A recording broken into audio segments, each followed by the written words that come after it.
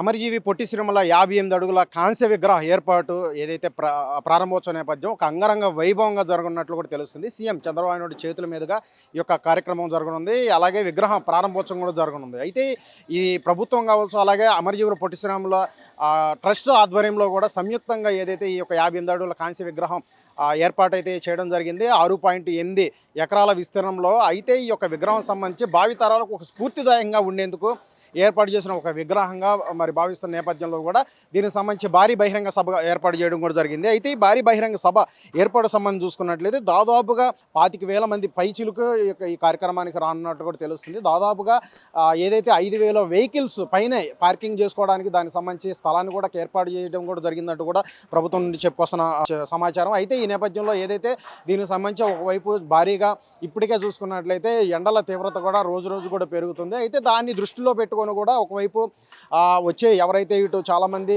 అమరజీవి పొట్టి శ్రీరాముల విగ్రహ ప్రారంభోత్సవ కార్యక్రమంలో రానున్నటువంటి ప్రతి ఒక్క ఎవరికి కూడా అసౌకర్యం కలగకుండా ఉండేందుకు ప్రభుత్వం దానికి సంబంధించిన చర్యలన్నీ కూడా చేపట్టిందంటూ కూడా ఇప్పటికే మనకు ఎవరైతే ఆర్యవైశ్య కార్పొరేషన్ చైర్మన్ అయినటువంటి డుండి రాకేష్ కూడా చెప్పడం జరిగింది. ఏదైతే ఒకవైపు మంచినీటి సరఫరా కావచ్చు, అలాగే మజ్జిగ ప్యాకెట్ల పంపిణీ కావచ్చు, అలాగే ఓఆర్ఎస్ఎల్ కూడా ఇస్తుండే. ఎందుకంటే చాలామంది కూడా వడదెబ్బ అనేది కూడా తగులుతుండే. ఆ నేపథ్యంలో అది తగలకుండా ఉండేందుకు ఒక శరీరంలో ఉన్నటువంటి ఏదైతే ఒక శక్తి పుంజుకోవడానికి కూడా ఒక చాలా వరకు కూడా ఉపయోగపడుతుంది ఓఆర్ఎస్ఎస్ అనేది.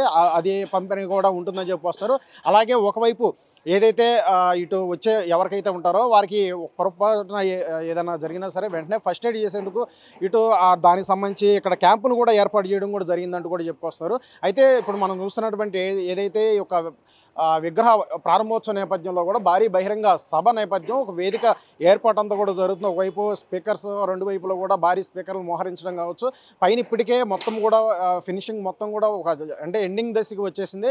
ఒకవైపు స్టేజ్ సంబంధించి ఎల్సిడి స్క్రీన్లు కూడా ఏర్పాటు చేయడం కూడా జరుగుతుంది. మనం విజువల్లో క్లియర్గా చూడవచ్చు ప్రతి ఒక్కరు కూడా ఏ విధంగా కష్టపడి పనిచేస్తున్నారు అనేది. సో ఒకవైపు ఏదైతే ఈ ఏర్పాటుకు సంబంధించి చూసుకున్నట్లయితే అత్యంత కీలకంగా ఉన్నటువంటి మనకి ఇక్కడ భారీగా ఇక్కడ కూలర్స్ అనేది ఏర్పాటు చేయడం జరిగింది. ఎందుకంటే ఇప్పటికే ఇంతకుముందు మనం చెప్పుకున్నట్టు వేసవి కాలం వచ్చేసింది. సో ఎండల తీవ్రత రోజు రోజు కూడా పెరుగుతున్న పరిస్థితి అయితే ఉంది. ఆ నేపథ్యంలో ఇక్కడ ఒకవైపు ఎవరైతే ఇటు ప్రజలు కూడా చాలామంది కూడా రానున్న నేపథ్యంలో వారికి సౌకర్యంగా ఉండేందుకు అసౌకర్యంగా ఉండకూడదు అనే నేపథ్యంలో కూడా భారీగా ఇక్కడ భారీ కూలర్స్ లాంటివి కూడా ఏర్పాటు చేయడం కూడా జరిగింది. ఈ నేపథ్యంలో సో చల్లటి గాలి ఒకవైపు అమరావతి సో ఎక్కడ చూసినా చల్లటి గాలిగా బాగానే వస్తుంది. అయినా సరే ఎక్కడ ఒకవైపు ఇబ్బంది కలగకుండా ఇటువంటి చల్లటి కూలర్ను కూడా ఏర్పాటు చేయబట్ల కూడా చూసుకుంటే ఈ యొక్క కార్యక్రమాన్ని సో ఏ విధంగా పెద్దపీట వేసింది ప్రభుత్వం, ఏ విధంగా ఒక పండుగ వాతావరణంలాగా చేయాలని సంకల్పించిందో మనం చూడవచ్చు. ఎందుకంటే అమరజీవి పొట్టి శ్రీరాముల ఎవరు ఉన్నారో 125 ఒక జయంతి ఉత్సవాల నేపథ్యంలో కూడా ఈ యొక్క మొదటి ఫేజ్ సంబంధించి విగ్రహ ఏర్పాటుకు సంబంధించి అన్నీ కూడా అయిపోయినాయని కూడా మనం చెప్పవచ్చు. సో ఒకవైపు అధిరథ నేతలందరూ కూడా ఇక్కడికి రానున్న నేపథ్యంలో కూడా ఏర్పాట్లన్నీ కూడా భారీగా ఇక్కడ చేస్తున్నారనేది కూడా మనం చెప్పవచ్చు. సో ఇప్పటికే చూసుకున్నట్లయితే పోలీసు వారికి సంబంధించి అంటే చాలామంది ఇప్పుడు సీఎం చంద్రబాబు నాయుడు వస్తున్నారు, అలాగే డిప్యూటీ సీఎం పవన్ కళ్యాణ్ కావచ్చు, నారా లోకేష్ కావచ్చు, ఆ శాఖల మంత్రులందరూ కూడా రావడం కావచ్చు. సో సెక్యూరిటీ ప్రోటోకాల్ నేపథ్యం అనేది చాలా క్లియర్గా ఉంటుంది. సో ఎక్కడ కూడా ఇటువంటి అవాంఛనీయ ఘటన అనేది జరగకుండా దానికి సంబంధించి ముందస్తు చర్యలో భాగంగా ఇటు స్నిఫర్ డాగ్స్ అనేది కూడా ఇక్కడికి తీసుకురావడం మొత్తం కూడా ఇప్పటికే అన్ని నలుమూలలా కూడా చెక్ చేయడం కూడా జరిగింది. సెక్యూరిటీ స్నిఫర్ డాగ్ ఆధ్వర్యంలో కూడా మొత్తం కూడా సో ఈ విధంగా సెక్యూరిటీ పరంగా కూడా ఎక్కడ ఇబ్బంది లాంటి అనేది ఎక్కడ ఉండకుండా సో ఇటువంటి ముందస్తు చర్యలో కూడా సెక్యూరిటీ పర్పస్ మీద ఆయా చెక్కింగ్స్ కూడా ఏర్పాటు జరిగిందని కూడా మనం చెప్పవచ్చు.